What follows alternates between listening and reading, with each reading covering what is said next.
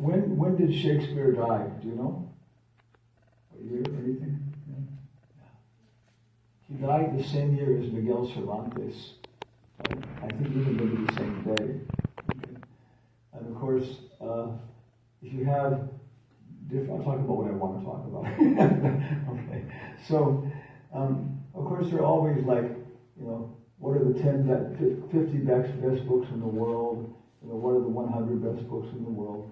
And every maybe 5-10 years, some university or somebody organizes, an investigation, famous authors or different critics or different universities talking, And so always in the top 10 is Don Quixote. It always shows up in the top 10.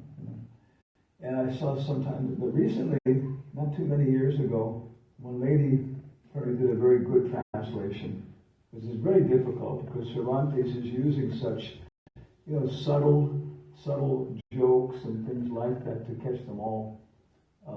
The title was it Don Quixote, the famous knight from La Mancha, the famous, romantic knight from La Mancha. But if you go to Spain, La Mancha is one of the most unromantic, flat, boring places on the face of the earth. So it's like, so Jose Benavides, the millionaire from Tijuana. It's like it's like a joke almost. Okay. So, but there was a good translation, and she was catching a lot of the jokes and the humor. Okay. And so now there was recently another, what are the 10 best books in the world? 50 best books, and they put them by alphabetical order. And we're not going to say, who got the most votes, but we'll tell you that one book got 7 times more votes than the next anything else, and that was Don Quixote. So we see Miguel Cervantes, at the same time Shakespeare, in very, very classical, powerful literature, and trying to translate these things is a challenge. So this is a quote from Romeo and Juliet, which everybody knows, right? Very famous, Romeo y Julieta, that song.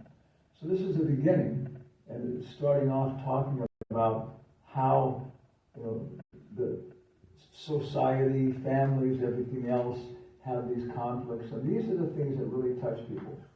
Next, próxima. Podemos decir de que las dos obras literarias más famosas de Oriente y Occidente son el Bhagavad Gita de Veda Vyas y Hamlet de William Shakespeare. So this is pretty much, if you go to India, how many Indians know what the Bhagavad Gita is? Is there any Indian who doesn't know what the Bhagavad Gita is? It's almost impossible. Maybe you can find, I don't know, maybe if you try and find an Indian who doesn't know what the Bhagavad Gita is, it's going to be like your whole life is different. You think it's almost impossible. But it's a part of the Mahabharata. The Mahabharata is 100,000 verses, and so many stories about what is right, what is wrong. Just like Don Quixote and Sancho Panza, they encounter so many situations. It's a picaresque novel, and in those situations, different stories about how to deal with this, how to act in terms of the different things are there. And so the same way the Mahabharata, that's how people in India, they learn their culture, what is right, what is wrong, different kinds of fine things in life. So out of the Mahabharata, 100,000 verses, there's the Bhagavad Gita, which is 700 verses. But it's so concentrated and so intense that it's the most translated of all the Indian works like that and so on. Because Krishna answers these questions. It's the same thing, it's a civil war. The cousins are on one side, other cousins on the other side, and it's been such a complicated story about who's right, who's wrong. But in the end, it's after so many things, it's clear. This is wrong, this is right. Which side are you going to be on? And so then Arjuna, at the very last, he becomes depressed. And he says, Krishna, how can I fight with my cousins? How can I fight with my teachers? I would rather just walk away from the whole thing. So this is what the Bhagavad Gita is. This is Arjuna's dilemma. And it's the biggest story in India, in the Mahabharata. Like Harilal was saying, Ramananda Sagar, he did Mahabharata. It was kind of coming dormant in some ways. India was becoming very much influenced by the West, and the thing is to become a technologist, learn these things, you know. But then he did this big revival every week. In the 1980s maybe, it started every week we have it on television. Okay, so the train is supposed to leave. Nope, train stays there. Everybody watches on television. Entire country, everything just stopped. You're nodding. Everybody, all the housewives, babies can scream for 1 hour. Forget it, you know. And so it was a whole revival of who we are, the identity like that. I think also Don Quixote, Sancho Panza, is coming back into the culture again and again. So this is our first point here that, you know, from the one perspective is Bhagavad Gita, which is the same story in many ways, and then by Vedavyas, and then Hamlet by Shakespeare. And of course Hamlet is introduced again and again. How many people here have seen The Lion King? Okay. Easier questions, how many people have seen it?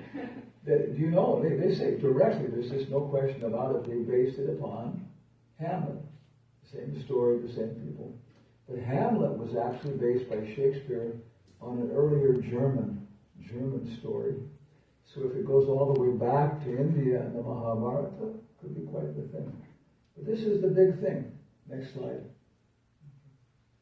Ellas no son presentaciones superficiales de una energía sin Dios.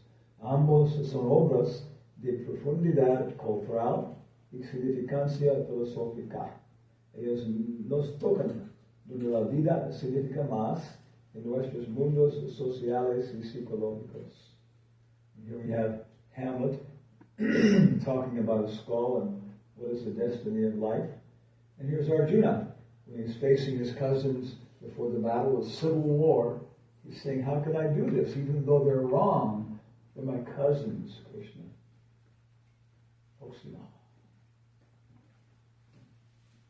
Arjuna dijo, mi querido Krishna, al ver a mis amigos y familiares presentes ante mí con tantos ánimos de pelear, siente que los miembros del cuerpo me tiemblan y que la boca se me está secando.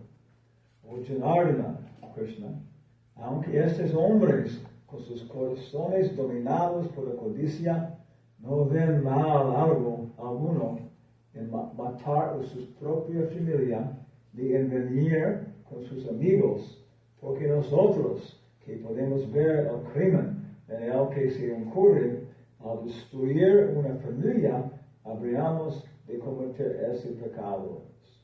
Bhagavad Gita 1:22-27. So Arjuna then is, seeing the civil war and what it means. It's the most difficult thing. Okay, then comparison. Próximo. Hamlet. O que es de tan densa carne se derrita y se disuelva como el rocío de la mañana. Es que el Todopoderoso no ha hecho su ley contra el suicidio.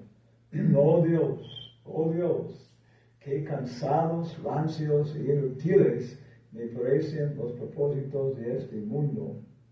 El tiempo está desencajado, maldito destino que haya nacido para corregirlo. The last one I know, I'm trying to translate this. Time is out of joint, O cursed spite, that I was ever born to set it right. You see the potency of the words. When we were trying to translate this for Ricardo Palma University, professors were sending us to the best bookstores in Lima, and they had translations, but they would just drop entire phrases, or very difficult to translate like that. And then we were doing it. It's been an extremely popular presentation. I've done it again and again, and we did it one time, actually twice, three times. Wow. In Chile, Santiago, Humberto Maturana, he was another person. He was poet laureate for Chile 2 times, like that. forgot his name. Raul Zulita. Very good from Chile. But he's this tall person. And I think I'm pretty intelligent. But when I was with Raul, I figured that anything I could do at the maximum would occupy 70% of his intelligence. But fortunately, he's a good person. They're very old, and so he did a good translation. People said, "Nah, somebody finally got Hamlet with a good translation." But he was so enamored with the Mahabharata, reading it for the first time. And this is culture. When you find the classics in different culture, okay, you learn the basics of the literature, but what you're trying to do is to come to the point where you can understand the feelings and the sentiments and the perspectives like that. So, time is out of joint, O cursed spite that I was ever born, to set it right. So both of them are caught in the situation where they don't want to do these things. It's not right that cousins should fight with cousins, that brothers should fight with brothers. Well, what does Hamlet have to do? What is his family problem? He has to kill his uncle and chastise his mother in very, very bad language. I won't say what the scholars say exactly. He doesn't want to do this. Next. Okay, ontology. This is a situation. It's a very difficult situation. Ontología, la naturaleza última de las cosas. So we're going to make a comparison here between ontology. What is the ultimate nature of things? Ontology, epistemology, how do you know? Ontology, what can you know? And praxeology, what do you do about it? People say this is philosophy. Epistemology, ontology, and praxeology. How do you know? What can you know? And what do you do about it? So the first question is, how does Hamlet's world look at what is this world ultimately? How does Arjuna look at what is this world ultimately? Here we have a little guy inside the world with the stars and the sun and trees. But this guy has stuck his head outside. He's leaving Socrates' cave and seeing, behind there are different celestial mechanisms and so on. Of course, this is from the medieval times. Proxima. Okay. And then we have from As You Like It by, what's his name? Joc. Todo el mundo es un escenario y los hombres y mujeres en él son meros actores. Tiene sus entradas y sus salidas. Y el hombre en su momento realiza muchos roles. Sus roles son 7 edades. So we have different people in different places of life. Próxima. Al principio el infante, gritando y vomitando en los brazos de la nana. In the beginning, the infant, crying and puking in his mother's arms. Luego el escolar quejón, con su mochila y su brillante rostro matutino, arrastrándose como un caracol sin deseo de ir al colegio. Next, the school child with a shining morning face and satchel, making a snail's pace to school. Can you remember this? You remember going to school and we were friends? Yeah, I remember. Yeah, talking. Okay. This is why this changing bodies. Okay, we'll go on. Okay, this is the first stage. The infant mewling and puking in his mother's arms, and then the child with his shining morning face and book bag, making a snail's pace to school. Okay, próxima. Y después el amante, suspirando como un chimenea, con un triste poema compuesto por las cenizas de cejas de su novia. Then the young man, sighing like the furnace, composing a poem to his mistress's eyebrows. Oh, Juliet, your eyebrows are 2 sharp bows, and your eyes are arrows that have pierced my heart. Anybody here remember their first love affair? Anybody here after that say, not going to do that again? I couldn't. When she jilted me, I couldn't sleep. I couldn't eat. I was having nightmares. Okay, Shakespeare has got this.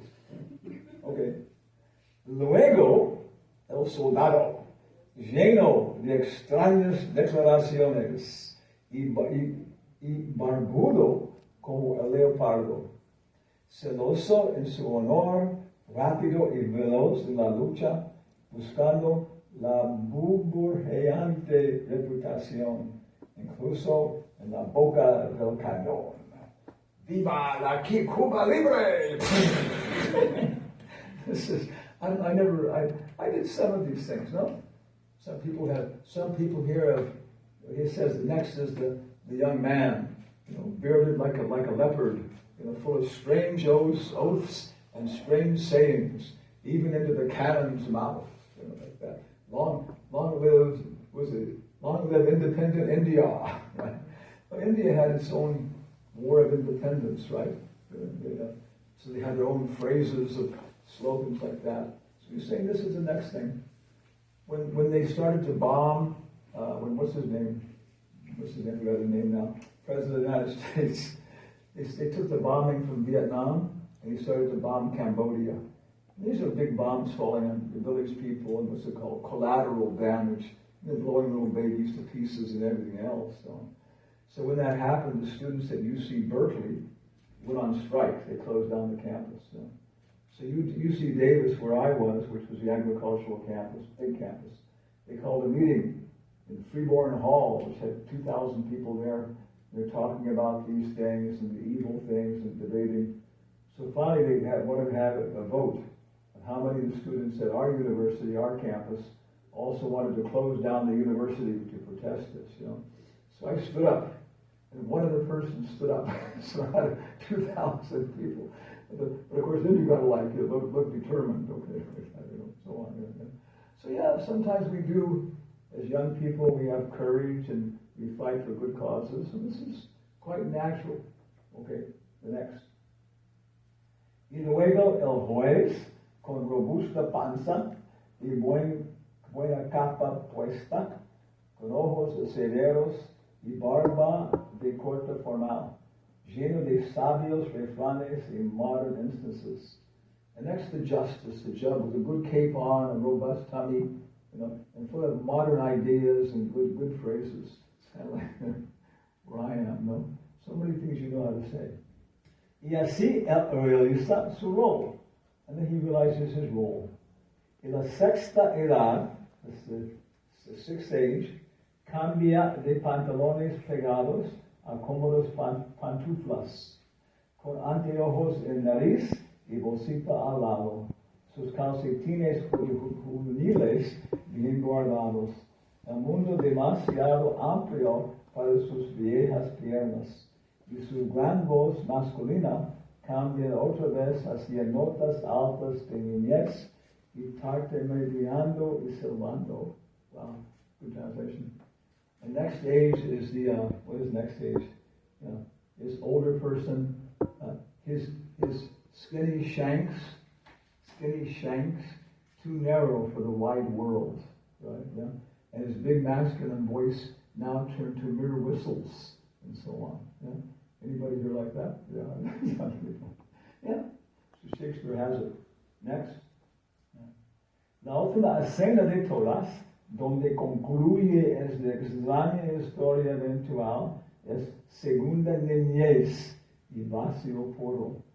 And the last scene of this strange drama, where everything finished, is second childhood, and complete vacancy of mind. And here we see a very common picture from the Bhagavad Gita. On the top, we see how somebody is changing their dress. And this is the beginning of the example of ontology that Krishna gives. That just as we change our dress in our lifetime, so the time of death, we also just change the dress. Like that. And then we see here also, we have from youth to boyhood to old age to death. So where are you? Right? Yeah. We have this for our educational works and festivals. We have this Changing Bodies exhibit, bigger than the stage. You put it on the side of a university campus or this festival, and students are going by on their bicycles, And you can just see them. You watch them, they're going by, and then they circle, they stop, and then they stop, and you can see them, and they go, yeah.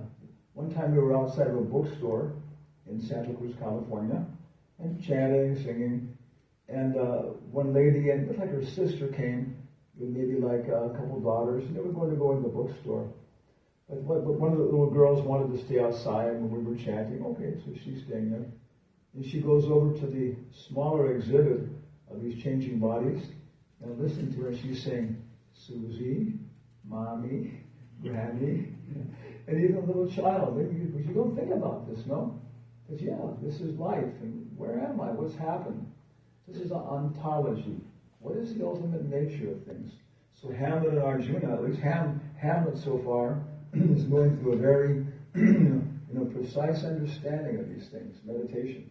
Next. Así terminan dientes, así terminan ojos, así terminan sabor, así terminan todo.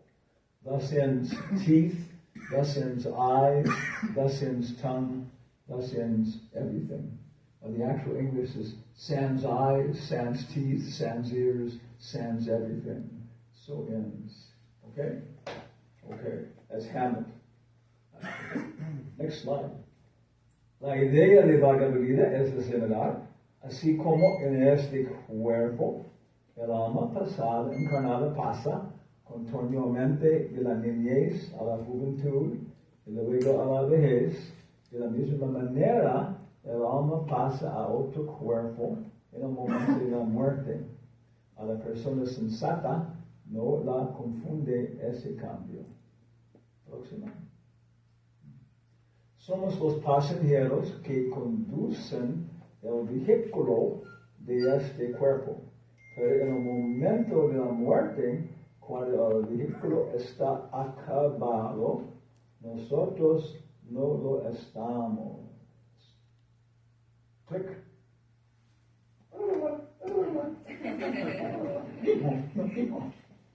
San Francisco de Asís. Click. Diferencia entre el burro y la monta. Eso es claro para Arjuna, pero para Hamlet.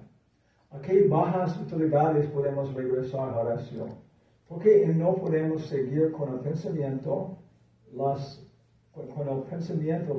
augustas cenizas de Alejandro y llegar a encontrarlo sucediendo de tapón para cerrar la boca de un tonel.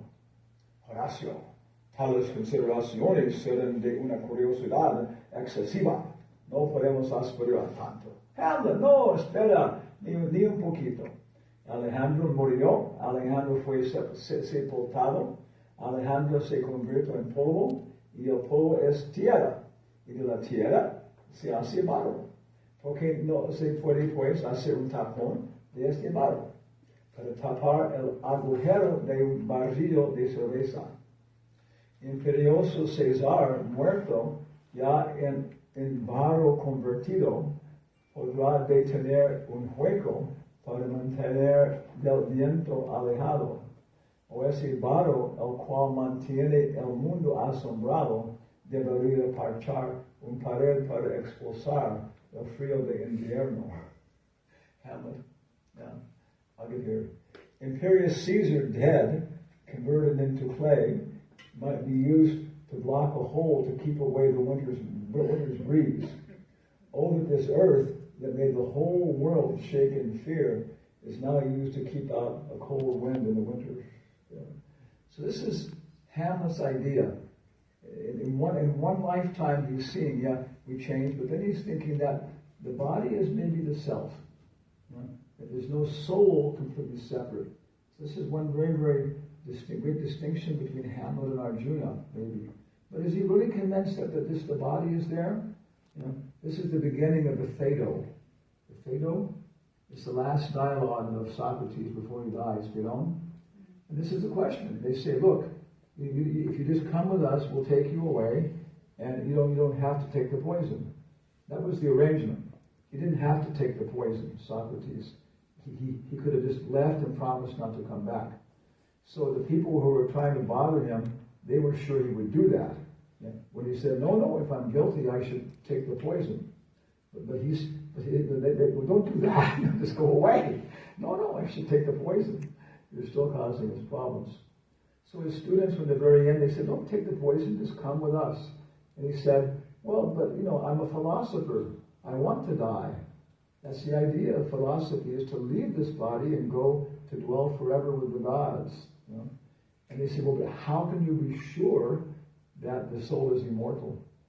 So their very first argument was, he said, because there's poetry, there's music, architecture, these things come out of the body. The body is gross, no? So there must be something finer in the body. That's his first argument. And they said, well, look, a violin is made of cat guts, intestines de un gato, wood, and out of it comes something very fine. So we put together cat guts and wood, and we get these fine things. There's no soul. Of course, now we use atoms and molecules, and we produce the body, and we get the soul from the body. And so Socrates said, it's a good argument, but you're forgetting two things. What's that? The violin maker and the person who plays the violin. Oh, you're right. Yeah. So it's the same point that people are arguing whether the self is the body. Of course, modern science tends towards the idea that everything's evolving, even the spiritual aspects. So here, Arjuna's using this example that the body goes to dust and becomes something else, and maybe he's thinking this is a little bit what happens to Caesar. Él parece un poco confundido acerca de la diferencia entre el cuerpo y alma, pero cuando se encuentra con el fantasma de su padre al principio de la acción, vemos que él ve la vida del alma después de el polvo se han vuelto polvo. So that previous analogy is a little bit, is not quite clear.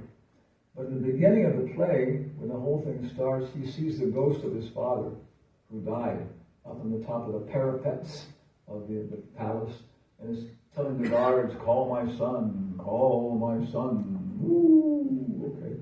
So he sees him up there where it's very dangerous.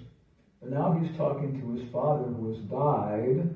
So now he talks about more clearly about what he thinks about, and Shakespeare thinks about what happens to us after we die. Próxima. Entra el espectro. Hamlet. Ángeles y ministros de gracia, defiéndonos. O sea usted un espíritu o un malvado demonio, trayendo con brisas del cielo or ventiscas del infierno.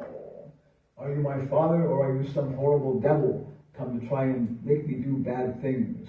Do you bring breezes from hell, or breezes from heaven, or bad-smelling winds from hell? Okay. Usted viene en tal forma provocativa que quiero hablarle. Llamarle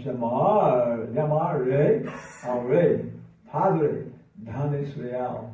You've come in such a provocative form, and I'll call you my father, I'll call you royal Dane, because they were king of Denmark like that. So I accept you like this. Próxima. Oh, respondeme. No me dejes en el tormento de mis dudas. Dime, porque tus huesos venerables que descansaban en la paz del sepulcro han abandonado su mortaje. Porque se ha abierto ese sepulcro que hacía bajo el peso de los mármoles. ¿Qué puede significar eso? Why do your bones, which sat so peacefully in the marble sepulchre, have now pushed apart this thing, and now they become before me? The spectro hace signos a Hamlet. The spectre, the ghost, makes signals to Hamlet. His friend Horatio says, parece que os enseñas para que los sigáis, como si quisiera hablaros solo. It appears the ghost wants to talk to you alone. Marcelo se muestra muy cortés. He appears very gentlemanly. Fijáis en sus expresivos ademanes. Por demás atentos. quiere que le acompañéis a un lugar más apartado. No mováis, no lo sigues. The ghost wants you to come a little farther away. Don't do it. Don't do it. Okay. Próxima. Horacio. No, de ninguna manera. Don't do it. Próxima. Hamlet. Él no quiere hablar aquí. Voy a seguirlo. He doesn't talk. I will follow him. Next. Horacio. No hagas tal. Don't do it. Hamlet. ¿Y por qué no? ¿Qué puedo temer yo? Why not? What do I have to fear? Próxima. ¿Qué me importa la vida sin la diaria por nada? ¿Qué me importa la vida sin la diaria por nada?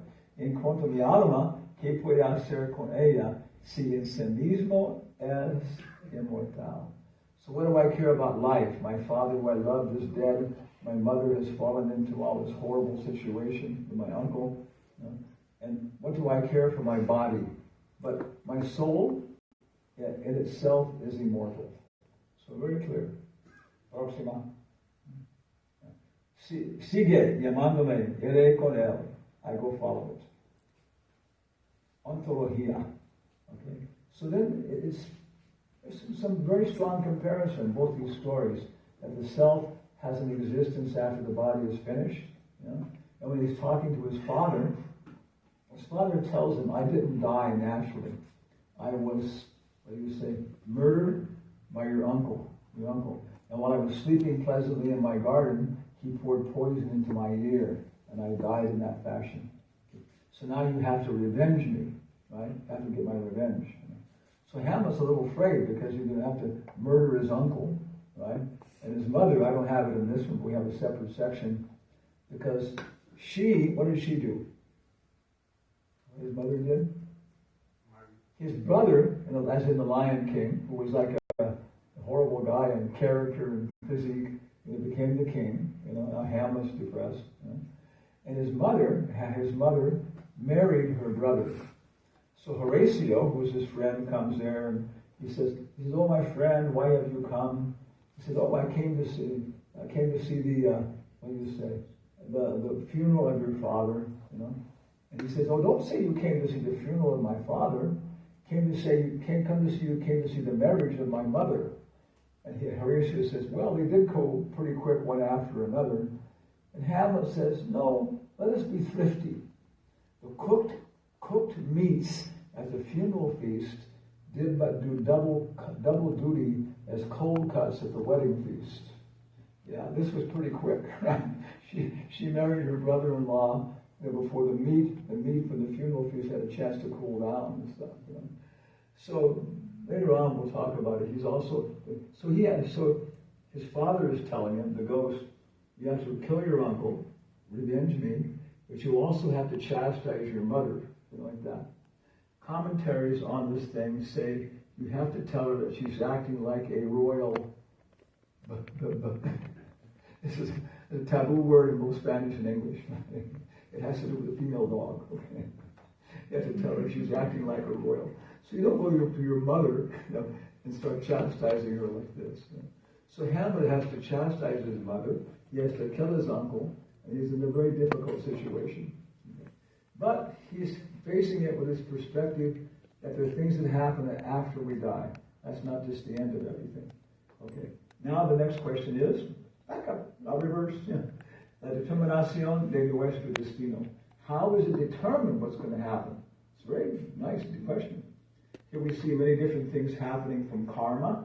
The horoscope cards, you become the fool, you become the princess, you become... it's also talking about destiny, is the word in English, destino, and karma. Karma, mismo concepto. Próxima. Bhagavad Gita 8:6.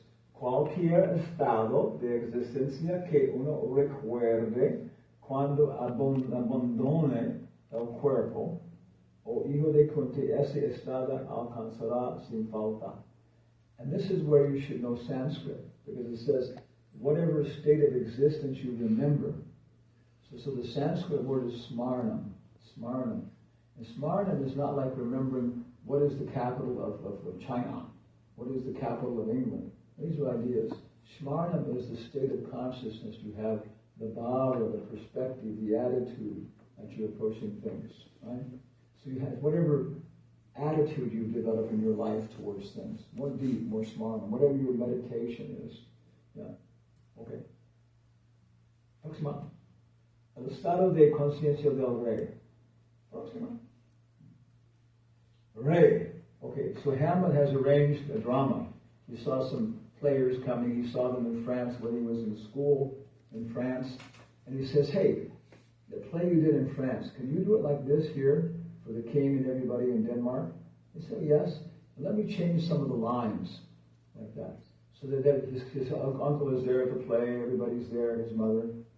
And then he has them reenact the murder, right? The way that the ghost told him it happened. And the reaction is that his uncle becomes so upset he just goes out, goes out from the thing like that. So after he goes out from the play, his uncle, is then thinking about everything that's happened. Okay. O venza llegue y llega hasta el cielo. Tiene la maldición más primordial de todos, el asesinato de un hermano. Oh, my offenses stinks to heaven.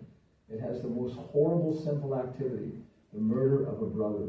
This is in the Bible, in the story. Okay? Próximo. Rezar no puedo, aunque la inclinación es tan celosa como la valentía. Mi más fuerte culpa derrota a mi más fuerte intento. I cannot pray, even though I want to, because my desires are too strong. Próximo. Pero que si es de mano maldita fuera más gruesa que sí misma con sangre de hermano, but even if my accursed hand was thicker than what is it? Even the blood of my brother was thicker than his hand. No hay lluvia suficiente en estos 12 cielos para lavarla y quedar tan blanco como la nieve. Is there not? You speak Spanish and English. Is there not sufficient rain in heaven? Yeah, it's difficult. It's very good. Is there not sufficient rain in heaven to wash it clean? And to make it like the snow? So very poetical. Yeah, even though I killed my own brother, so much blood on my hands, isn't heaven merciful? These things. Very good question. Próximo. ¿De qué sirve la misericordia al sin confrontar el rostro de la ofensa? What is mercy there but to confront the face of offenses? Y que hay en la oración, sino es de fuerza doble, ser restringido antes de caer, y perdonado este caído. So exactly the same thing in Vedic literature, that there's twofold force in prayer, prophylactic and antiseptic. Prophylactic means you pray to keep from falling down, to protect yourself before. And antiseptic means after you fall, you can purify yourself. So this is Hamlet's idea. Hamlet's uncle was thinking the same thing. I've done this, I've killed my brother. But isn't there enough force in prayer and mercy of God to save us from these things? And once we've fallen down, to help us and to purify us? Próxima. Okay. Rezando, podemos estar libres de las reacciones pecaminosas. By praying, we can be free from reaction to sinful activities. And there's the Cain and Abel from the Bible. He killed his brother. Próxima. Right. Entonces, miraré en arriba. Mi falta ha pasado. I will look up. My sin has passed. Pero estoy todavía poseído de aquellos efectos por los cuales yo cometí el asesinato. But I'm still possessed of those things for which I did the crime. Right? Mi corona, mi propia ambición, y mi reina, my crown, my ambition, and my queen. ¿Puede alguna perdonado y retener la ofensa? Can somebody be forgiven and still keep the results of the crime? Socorro ángeles, oh angels, hagan su esfuerzo. Inclinarse rodillas testarudas. ¿Cómo podría ser? Todo podría ser bueno. Oh, angels, help me. May my stiff tendons, lengthen, bend, my legs bend, and bow down. Okay, próxima. 10th ofensa, mantener apegos materiales. What is the 10th offense in chanting the holy names? Not attentive. Maintain material attachments. Yeah. So in the Vedic culture, Sanskrit culture, it's saying that you can chant the holy names of God, pray to God, but there are 10 offenses: maintaining material attachments, blaspheming preachers. In the Bible it says, what's his name? Jesus says to his preachers, do not cast your pearls before swine, right? Lest they trample them underfoot and turn upon you. In the Bible, how's that translated in Spanish? Jesus tells his preachers in Spanish, he says, do not, in English, King James, do not throw your pearls, your beauty of your preaching thoughts before swine, pigs, unless they trample them underfoot and then attack you. In Spanish, how is it? Yeah. And so this is one of the 10 offenses. Don't preach the intimate glories of the holy name to the faithless. It's all the Sanskrit culture. But the 10th offense is that if you're maintaining material attachments and calling upon the name of God, it's like trying to start a fire and pouring water on it at the same time. You have to give up your material attachments. Gluttony, bribery, these things like that. So the same idea. We by prayer and these kind of religious practices, we can get free from these things. We can save ourselves, but there are rules and regulations. Okay. Acto tercero, enter Hamlet. Aha. Okay. So he sees his uncle praying there after him, and he saw him running out. Now he knows it's a fact. He killed my father. He knows it. And now he sees him bent down praying in some corridor, and he says, ahora puede hacerlo preciso mientras él está rezando. Now might I do it pat. That's the original English. Now might I do it pat while he's praying. But, next. Y así irá al cielo. Y así estaré vengado. So he's going to kill his uncle while he's praying. He said, but wait a second. And he goes to heaven, and I get my revenge. Esto debe ser contemplado. This should be contemplated. Un villano mata a mi padre, y por eso yo, su único hijo, al mismo villano envía al cielo. O este es contrato de salario, no venganza. A villain kills my father, and I, his only son, send him to heaven. This is not vengeance. This is hire and pay. Hire and pay. Okay, próxima. Él tomó a mi padre groseramente harto de pan. He took my father full of bread, enjoying his life and everything else.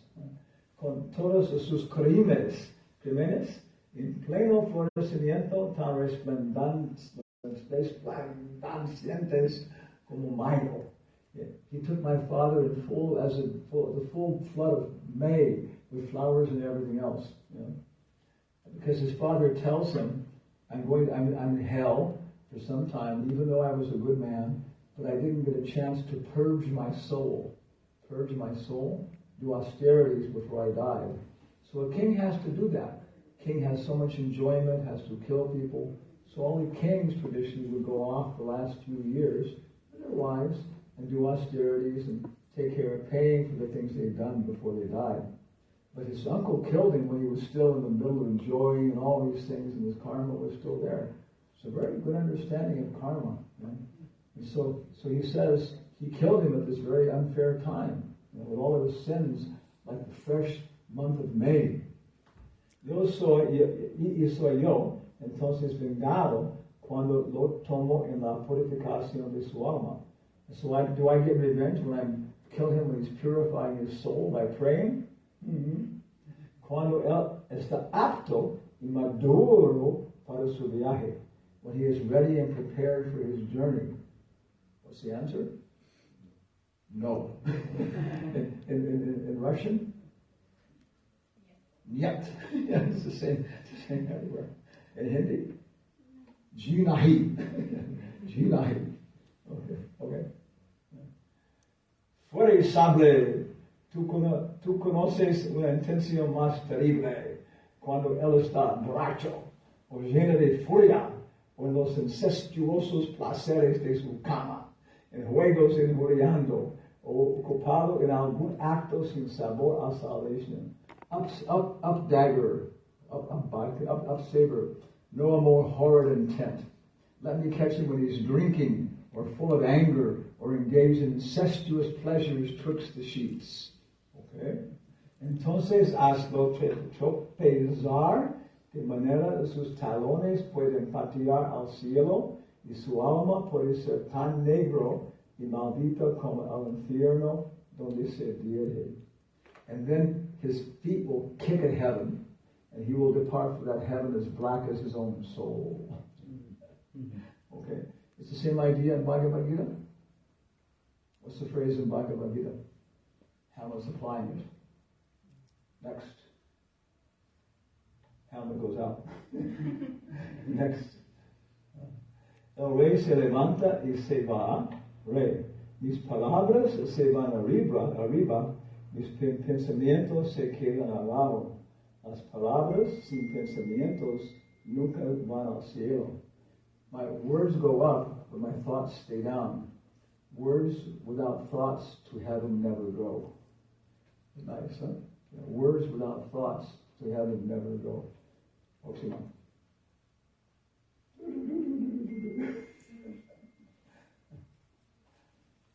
Bhagavad Gita 3:6. Aquellos que restringen los sentidos de la acción, pero cuya mente mora en los efectos de los sentidos, sin duda el que se engaña a sí mismo y se lo conoce como un farsante. Yam yam vapi smaram bhavan. Krishna says, yam yam vapi, whatever consciousness you have at the time of death, that destination you'll achieve without a doubt. So it's meant for achieving spiritual life. But here Arjuna's using Arjuna. Hamlet's using it to get revenge. Let me make sure this guy is going to hell. Folks, resumen ontología. Ambos Hamlet y Arjuna enfrentan el problema más difícil, la separación de aquellos que aman. Ambos saben que el cuerpo es una máquina hecha de materia, lo cual perecerá. Ambos saben que nuestra conciencia al momento de la muerte determina dónde irá el alma inmortal. Arjuna entiende la reencarnación. Hamlet aparece y piensa que el ser puede ser el cuerpo. Ambos saben que rezar los puede salvar si está acompañado de la acción apropiada. So it's very, very nice comparison and contrast. And we're just almost even touching it superficially. Because Vyasadeva in his Sanskrit is so poetic, so subtle, so meaningful. Somebody can put in so many meanings in the same phrase. A poet, they'll put in concentrated meanings like that and so on. So when you're dealing with Shakespeare and Hamlet, you become such sophisticated subtleties like that. And then people, it touches their hearts. I think maybe next slide. Okay, this is our last slide. El que no escucha la sabiduría de los antepasados vivirá como un ciego en el presente. Thomas Browne, Bhagavad Gita and Hamlet. So it's a little presentation. Any questions or comments? Everybody is ready to murder your uncle? But that's why after Arjuna is confused. The same thing. For Arjuna, it's damned if you do and damned if you don't. Because he's sitting there. This is a whole other section. He says, Krishna, They tried to murder my brother. They tried to do all these horrible things. They drug our wife into the public assembly by her hair and tried to disnude her in public, on BNN. It's horrible things his cousins have been doing one after another. After 14 years of exile in the forest, they come back, and the rule was, okay, after 14 years you can take back the kingdom, which is your patrimony, it's your right. But their cousin won't give it back to them. Okay, just give us 5 villages, we're 5 brothers, that's all we require, we don't want the kingdom, just give us 5 villages as princes, and we'll let the whole thing go. And their cousin says, I wouldn't give you the land you can put under the head of a pin. So nobody can criticize them, right? They tried their very best, following all the rules and regulations of moral behavior. But still, when the Bhagavad Gita starts, and there's 1 billion people on the side, whenever it's all ready to fight, everybody's lined up, and Arjuna is ready. There's my evil cousins. There's my other cousin who dragged Draupadi in the public assembly by her hair, And he says, Krishna, put me in front of these rascals, so I can get enthusiasm by seeing them. I'm already hot. So Krishna, who's God, puts Arjuna right in front of Duryodhana and Dushasana, his evil cousins. No. He puts him in front of his Sifu, who taught him everything he knows about martial arts, who always loved him more than his own son, who by the arrangements of destiny are on the opposite side, serving his evil nephews. And he puts him right in front of his grandfather, Bhishma, because Arjuna's parents had died, so their grandfather, Bhishma, took care of them like their own children. Peter Brook, he did a whole Mahabharata. It's just incredible. He brings out there's a story like that, so intense and so on. So here it is. He has to kill his own grandfather who loves them like anything, who by destiny also is on the opposite side. He has to fight with his own Sifu who taught him everything. And then, Krishna put it, said, okay, you want to fight, you want to get revenge? Hey, what about these people? And so Krishna is shaking him. Then he begins to see the results. Confucius says, before you go for revenge, better to dig 2 graves. You understand? All Confucius, I understand. Yeah, better to forgive maybe. But that's what he's showing, that violence is never good. Sometimes it's necessary, but it's never going to have a good result. And so Arjuna then, okay, if I fight with them, in the end, everybody I want to show off to, is all going to be dead. Like that. What kind of winner am I? On the other hand, if I can't go away, if Arjuna was here right now, he would be the same height as Arnold Schwarzenegger. If Arnold Schwarzenegger was on the stage right now, how big would he be? That's it. Handsome, big, strong, powerful. He's not a great sage or a philosopher. He's a man of action. He can't go off in the forest and sit down and chant on his rosaries, He knows it. It's Hamlet's conclusion, because Hamlet decides, okay, I have to kill my uncle, but then his uncle arranges for him to leave on a boat, right? And then the people who are taking him are supposed to kill him. But by destiny's arrangement, they're killed. Okay, then he goes off on a boat, he gets thrown off the boat, and the water takes him right back again. So his conclusion is, you know what his conclusion is? All of us have a destiny, right? Everybody already has a destiny. Rough cut though it may be. Okay, you have a certain amount of money. Do you think Bill Gates could be poor? Do you think by his effort Bill Gates could be poor? It'd be very difficult. No, he took all of his money and threw it out the window. What would happen? It'd come back as it would land on somebody who can double it. Yeah. So you're saying that, we have some, in the mode of ignorance, we're tired, like a plant or something like that. We have to experience our results. In the mode of passion, we have desires. But in the mode of goodness, then Krishna says, okay, what do you want to do? It's your choice. Now you can make your own choice. You're not being pushed. And then because of that, then we create the new destiny, and so on. And that puts us in so many actions or reactions. So Bhagavad Gita, Sanskrit, they go into such detail, but you can see that in Western culture, this is why I like doing this, that they put it into a language. Shakespeare puts it into a language what you can appreciate. You see the story of Hamlet, and you realize that what he's saying is true. All of us have a destiny, right? And maybe it's a little roughly cut, but all we can do is play the part the best we can, right? This is what I've got, so how can I do this in the best possible way? And then because of that, Konstantin Stanislavski,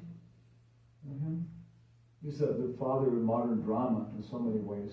He said in the drama, there are no small parts, just small actors.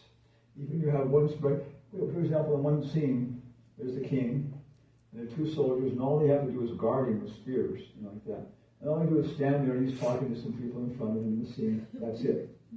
Stanislavski would have those two people write a 5-page biography about their character. 5-page biography. And so when they're standing there, okay, you're standing here, okay. You've been standing here every day for the last 12 years, you're on your duty guarding the king. Nothing's ever happened. So how are you standing there, You're thinking about something else, what's for lunch, everything else. So, okay. Or, if 4 days before, some people came in to talk to the king, and they jumped at him with razor-sharp swords to try and kill him, and you were able to save him by 1 inch and got your arm cut in the process. So now how do you stand there?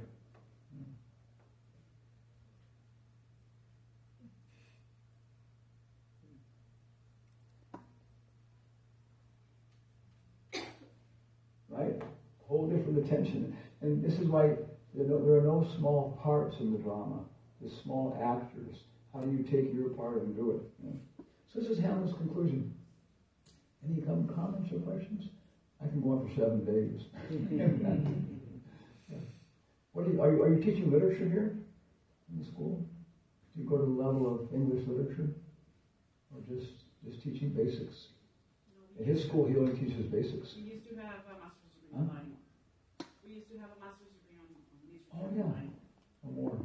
Wow. Wow. Trying to have your students reading Shakespeare. I mean, even if you speak English, it has all these footnotes. It said, bearded like the leopard.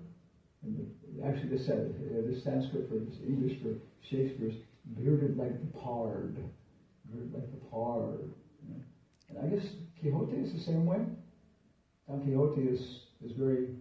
Can you understand a modern Spanish speaker? Not really. You need someone to guide you through it and stuff. It's amazing. But the Sanskrit in the Ramayana, can a person who speaks Sanskrit conversationally, can they read the Ramayana and understand it without explanation? Or is it very, very old Sanskrit and people can't understand it? The old Sanskrit will be difficult for modern people to read. So the Ramayana? Ramayana is normally Valmiki has a Sanskrit, but the latest Ramayana that Tulsidas has a different language. Okay. It's just So the Mahabharata? Mahabharata is in English and Hindi. But the Sanskrit, could a modern Sanskrit speaker understand the Mahabharata? See, because Hamlet, an English speaker cannot understand it. No. And you can understand generally, but there's so many words have changed. Yeah. So Sanskrit is the same way? The Sanskrit, you mean old Sanskrit? Has it changed? No, old Sanskrit will be... In Mahabharata. Yeah, Mahabharata. It's changed? It's a change. How can you... Can you read the Mahabharata? I can read Mahabharata in the Sanskrit which are new, modern. Okay, it's the same. Not the old one. Yeah, it's the same problem in Sanskrit. Yeah. I have one friend, Dimitri Katsikas, he's very Greek-phile, but he says that Greek, has been able to make, it's an active culture that a lot of the Greek things, modern Greek people can read them. I don't know if it's true or not. Only interpretations. So this is some of the work we try to do. They create these bridges between different cultures. I have one disciple. She was a professional actress. So it's not in here, but in the drama, he has his players enact the scene of the murder, the way it happened.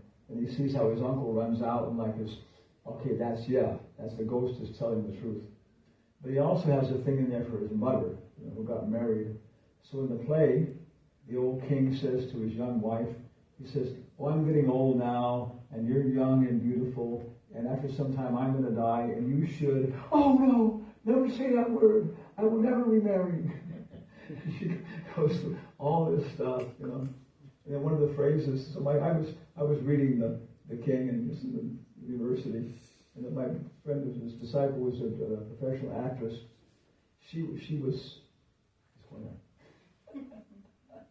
drama. She was reading the part of the Player Queen, so she came with a phrase where the Player Queen says, "They say a woman who kisses a second husband in bed kills the first one twice." And she just broke down, started laughing. And it was so intense. The messages come across. There was one lady, I'll finish here. She was a professional actress in New York, and she never. It was when movies were just starting, the talkies, and she never did anything really. She was retiring then, but she would do classical Shakespearean stuff. Lady Macbeth. She wants to become the queen. She has this feminine desire to become the queen. So she starts poisoning her husband's mind that his best friend, who's the king, actually is out to get him, all these things. And so when he's visiting and staying in their palace, they go at night and stab him. Okay? So in the morning when they wake up and everybody's screaming, the king has been dead, they come out saying, "Oh, who has done this horrible thing? We'll find them, we'll revenge our friend," and everything else.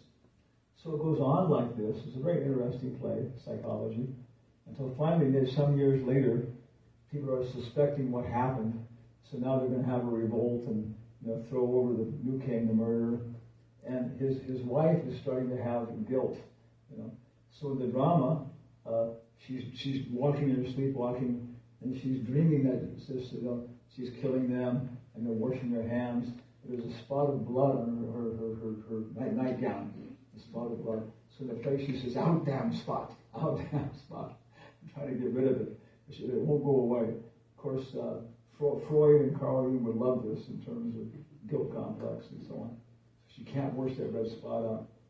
So this lady who was a professional actress and so on, when she would play the part of Lady Macbeth, and she'd come to this point of trying to wash out the bloody spot, the anguish was so intense that people would pass out in the audience. It was like fainting.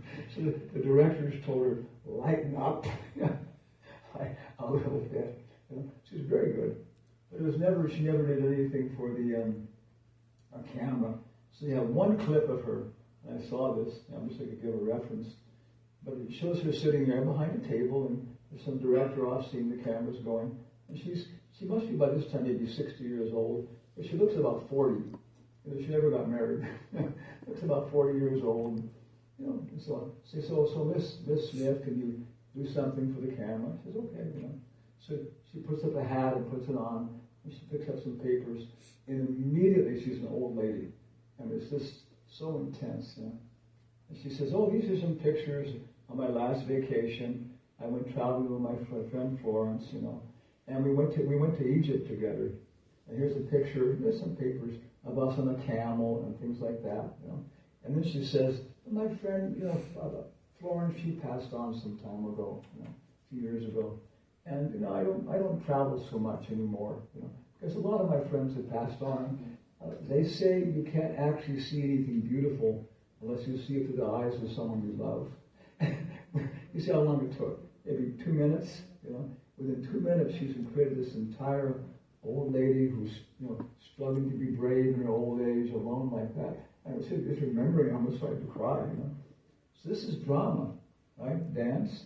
In Sanskrit, there's a whole history of this, that it should touch the heart. When you come out of the drama, you should be somebody else. You should be improved, you should be purified.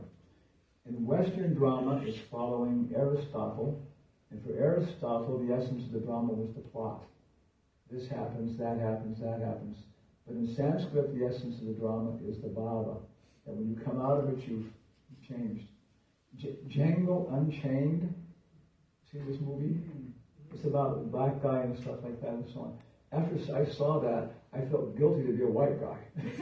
I mean, so, that movie, it was like, my God, my ancestors did this to black people. It's like, no, really, I was like, yeah, that's the kind of movie where it changes your entire life. Battleship Potemkin was this big Russian movie, which is one of the biggest causes of the Russian Revolution, and so on. So this is language, right? You teach the basics, ABC, the grammar, but then you're trying to teach people how to appreciate poetry and logic and these things. And then they can enter into these things deeply, and they can communicate with other people. How much would you pay for me to say, to be or not to be? That is the question. How much would you pay? Nothing. Yeah. But how much would you pay to hear Sir John Gielgud or Richard Burton say that on stage? To be or not to be? That is the question.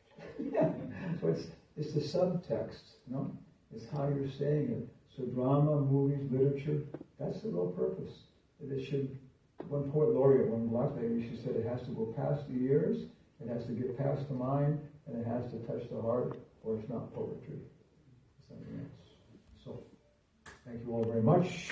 Thank you, sponsors. Question for me. Okay. La última, Si nos puede recomendar Oh, yeah? qué es lo que podemos hacer o pensar en el momento de la muerte, Oh my God. Okay. que son los temas, uno de los temas principales de Hamlet, aparte de la traición, de la muerte, al igual como He's asking if I can suggest what we should think of it in the moment of death. Cuando si es que nos damos cuenta, o si nos damos cuenta de que estamos dejando el cuerpo y que el cuerpo se va a quedar aquí si hay un tapón en un barril de cerveza y que el alma inmortal o any journey possible, your suggestion, peer review suggestion, guru review suggestion. What we should think? No, again, the Sanskrit is yam yam vaki smaram bhavan tirajati anti kalevaram tam tam evayati konteya satadha bhava bhavitaha. Whatever your smaranam, your contemplation is, your meditation, your perspective. It's not a matter of just thinking of something, it's your perspective. Which in our Western culture, we have no training in meditation, contemplation, unless you study drama. Because in the drama, they'll start teaching you how to change your personality, and you begin to see these things. There's one black lady, she was about this big, she was a brigadier general in the U.S. Army, and nobody here would want to, mess with her.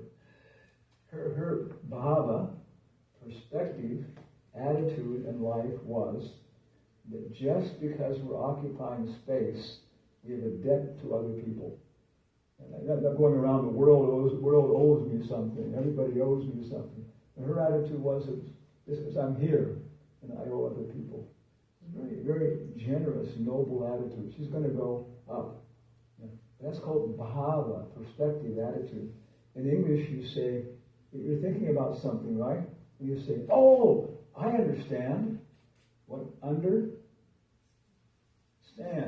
right? You've got out of the mind, and now you're in the level of intelligence, buddhi, bhava. Buddha means, to look at the world behind your mind. Don't become absorbed in the sense objects, like a dog. You don't become absorbed in your mind. Your anger and these things. The Buddha is saying, come back behind the mind. Descartes, cogito ergo sum. He said, okay, I exist because I think. He was getting a little bit of that. That's as far as he got. And the Buddha is giving these meditations, introspection. Many people in the West think that Buddhism is meditation. That's really a minor part of it. Buddhism for most Buddhists is right living, right action, right thought. The same thing there. Because when you do it, then you're conditioning, these kind of things. So it's a lifelong process. Of course, in the very end, if you're serious, you can make a lot of change, and so on. But it's the perspective, the attitude. Bhagavad Gita's recommendation is that we should begin to look at the world and we realize there's a cause behind things. There's a phenomenal world and a numinal world. This room didn't happen by chance, or whatever you want to call it. So it's training the educations, St. Francis meditation, and guiding it. And yes, okay, there's has to be somebody behind this. Arjuna, Hamlet, comes to the idea that there's some rules, some regulations, but he doesn't talk about the hand of God and things. Right? So Bhagavad Gita is coming to that point of just through meditations, contemplations, being guided by a guru, by a teacher, by Socrates. You begin to appreciate, there's something behind these things. The self is immortal. You begin to realize that. I had one friend who realized on LSD when I was in college. And LSD, he realized that he was immortal. Other things also can realize. So that's the Bhagavad Gita suggestion is we go on with these religious activities, religare, religament, reconnect, yoga, and take these things seriously and investigate them, find a good tradition and train yourself. People are already doing it in some ways. And then, you can realize that we're not the body, we're not the mind, okay, and that we can become separate.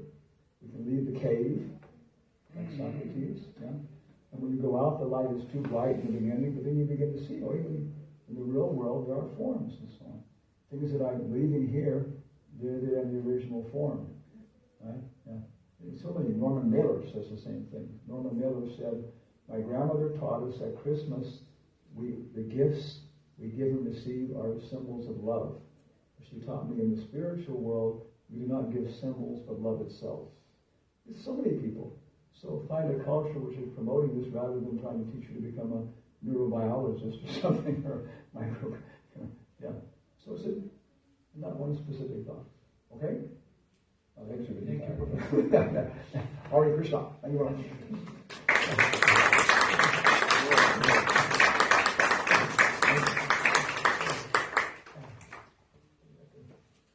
Sign up for a Spanish course.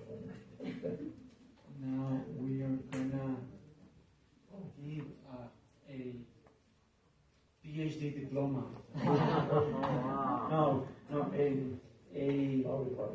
a gift of appreciation from Relaciones Culturales for both professors.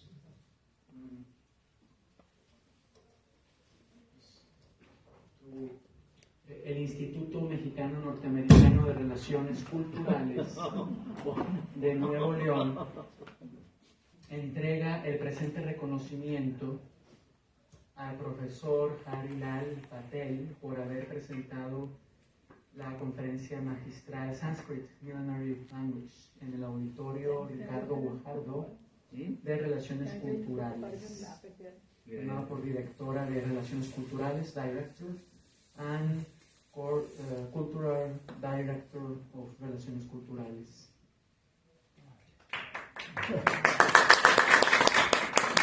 In this 200th anniversary of diplomatic relation in Mexico, United States. Wow. All right.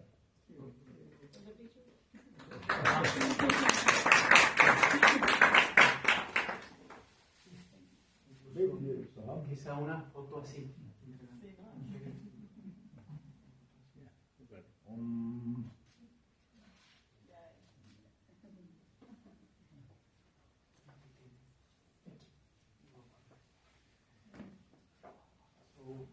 El Instituto México-Norteamericano de Relaciones Culturales de Nuevo León entrega el presente reconocimiento al profesor Howard H. Robinson por haber presentado la conferencia magistral Hamlet and Arjuna, A Cultural Bridge Between East and West, en el auditorio Ricardo Guajardo de Relaciones Culturales, por Relaciones Culturales, American Spaces, y en el 200 aniversario, 200th anniversary of diplomatic relation, Mexico, United States. 1724. Signed by the directors of the Institute. Thank you. Thank you very much.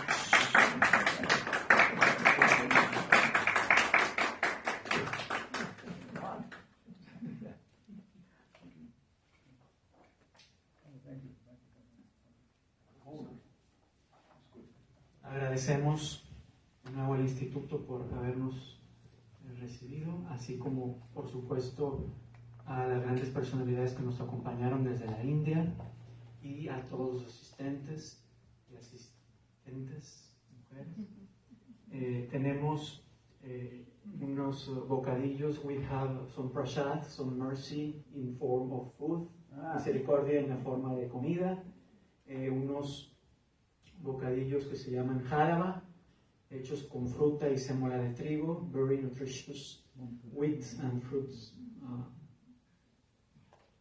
Food is called halava, right? Halava. At the main entrance, and also some book distribution from Vedic culture that we can share more information at the main door. So thank you, good night, and see you at the main entrance. Thank God to make this possible. Thank God.